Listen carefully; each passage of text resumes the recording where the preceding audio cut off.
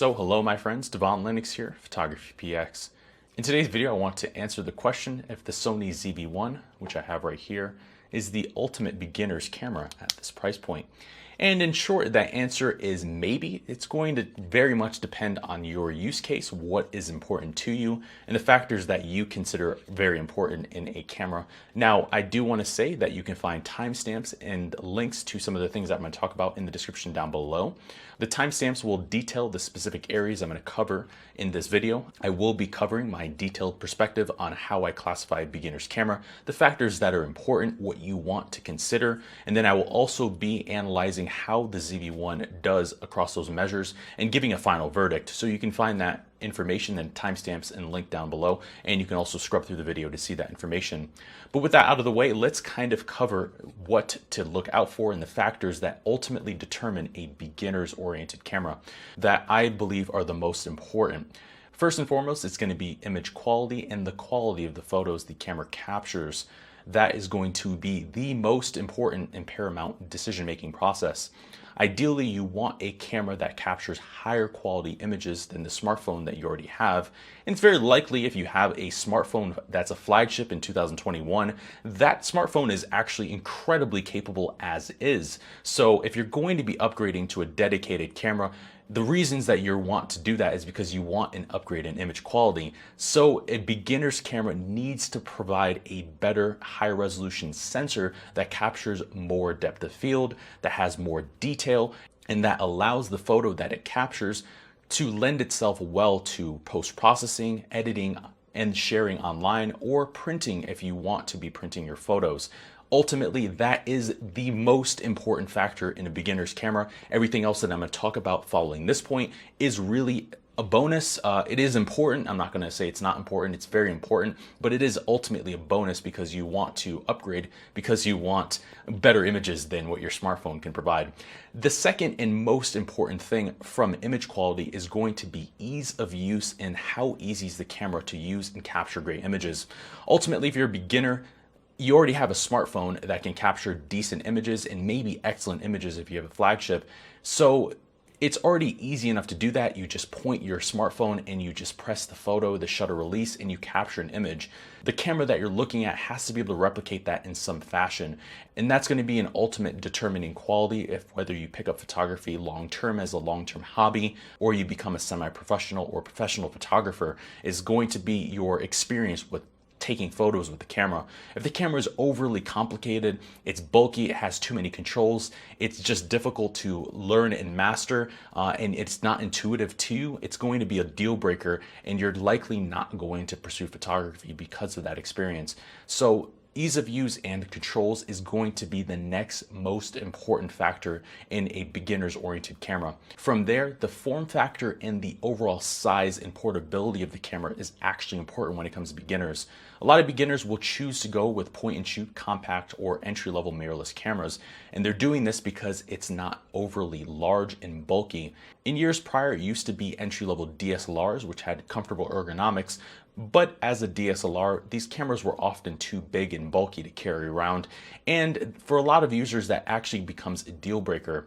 So for you as a beginner, it's important to look for a camera that is portable, that is somewhat pocketable ideally. If not, it's at least easy to carry around. It doesn't take up a lot of storage space in a backpack or a purse or a larger jacket. You don't want it to be overly large because then it's going to be kind of complicated and it's just going to be a little bit inconvenient to use. So size and portability is actually an important quality to consider for a beginner's oriented camera because a lot of people are upgrading from smartphones, which are highly portable, and they don't want something big and overly complicated to just get better images because you don't have to do it that way. The next factor is going to be affordability. The likelihood that you already have a smartphone and you spent a lot on that smartphone, you may or may not have the budget to invest another $1,500 into a mid-range mirrorless camera or DSLR setup.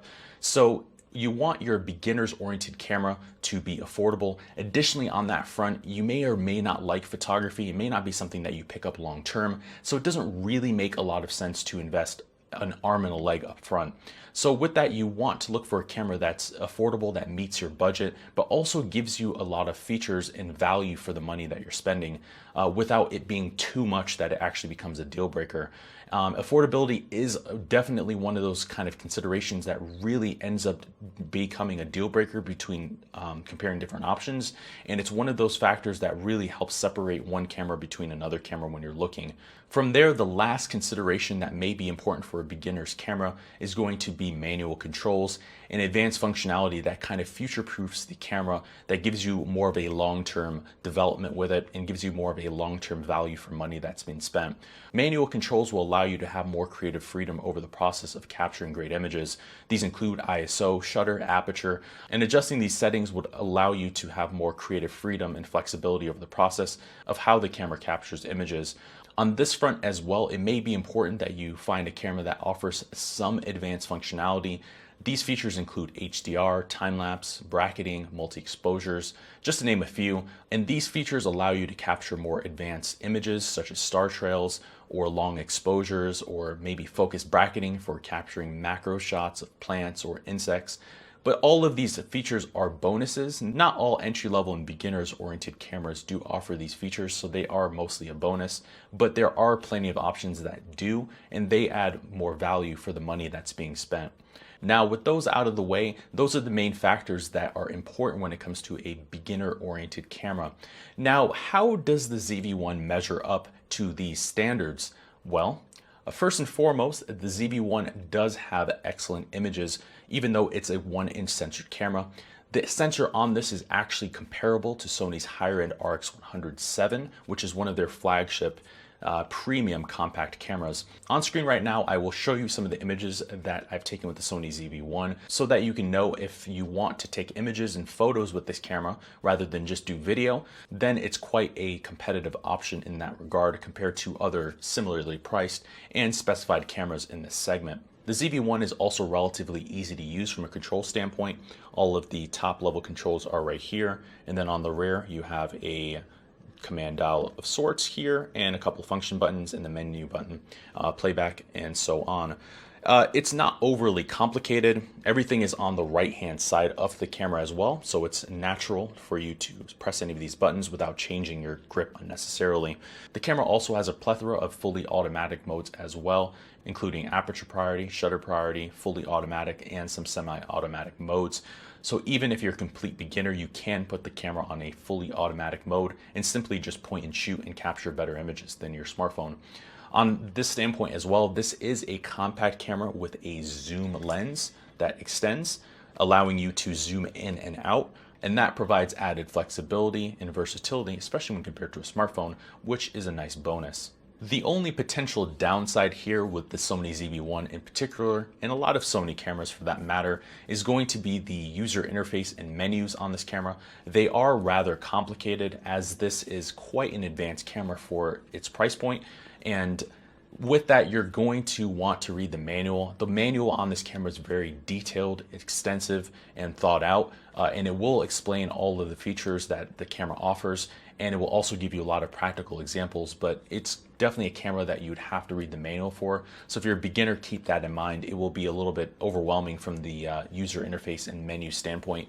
On that standpoint as well, the menus are a little bit deep and they're not the easiest to navigate even for advanced users. So that is one of the potential drawbacks with this particular camera that some of the competitors to this camera does not face, and it is one of the drawbacks and downsides with the Sony ZV-1 for beginners. However, the Sony ZV-1 does make up for its lacking menus with a portability and excellent form factor.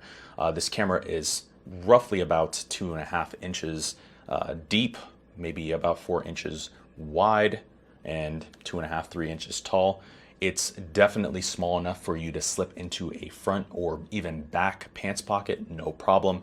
This is the typical way that I actually travel with this camera, is I just put it in my pocket. It's excellent for a traveling companion on that front. It's easy to pull out and you can just open it immediately and the camera's ready to go. You can just snap. It doesn't take very long to turn on. And from a portability standpoint, the camera is absolutely excellent. And I also want to compare the ZV-1 so you have an idea of its portability compared to another almost similarly priced camera. This right here is the Fujifilm X-S10.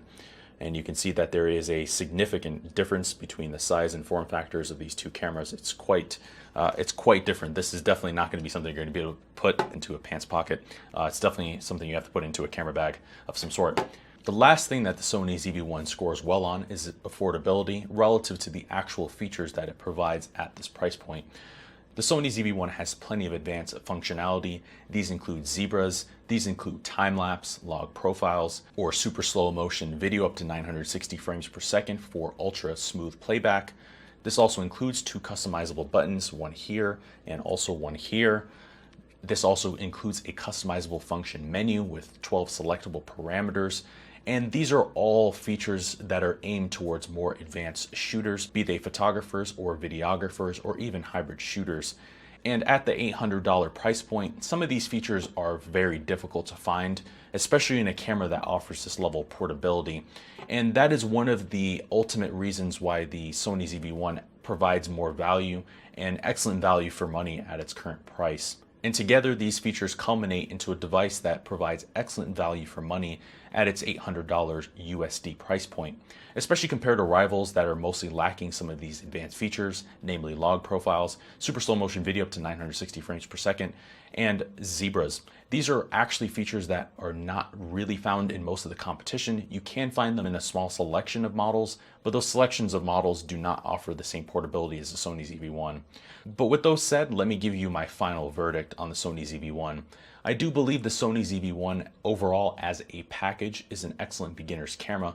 The only main drawback with the Sony ZV-1 ultimately becomes the user interface and menus, which I mentioned before are complicated and kind of difficult to master, even for advanced and long-term users. It's definitely something you're going to have to overcome, and I definitely encourage you to read the manual on this camera if you're considering the Sony ZV-1.